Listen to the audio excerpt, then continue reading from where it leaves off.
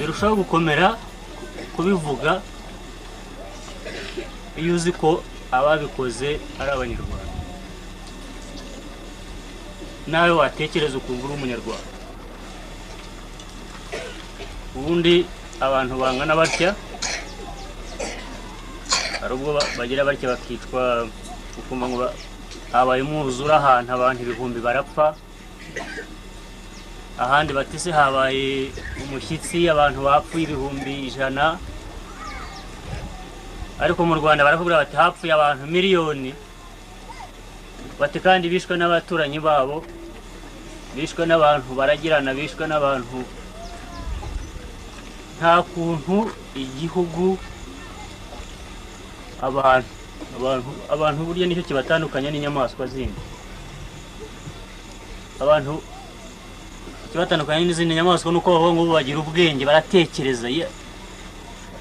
Abantu umusozi wose ufata amacumu, ufata imihoro, ugende wice impinja, wice umuntu utazi no kwandika, utazi na politiki, utari n'umutegetsi, wifitiye inka ye, uragira undi yibereye mu nzu arahinga gusa atunzwe n'isuka, ugende umuteme.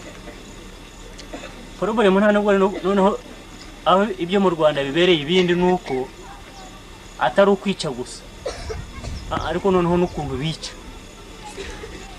Bese umuntu afate umuntu namara no kumutema, amwicare hejuru, amukandagireyo, ejo azongera asubire no kumuramba wice.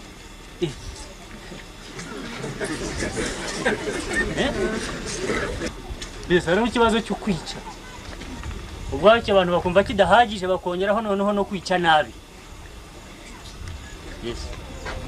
Agafata n'umugore utwita akamuvanamo inda, agafata na wa mwana wari uri mu nda utaraba umuntu nawe akamuhonyora.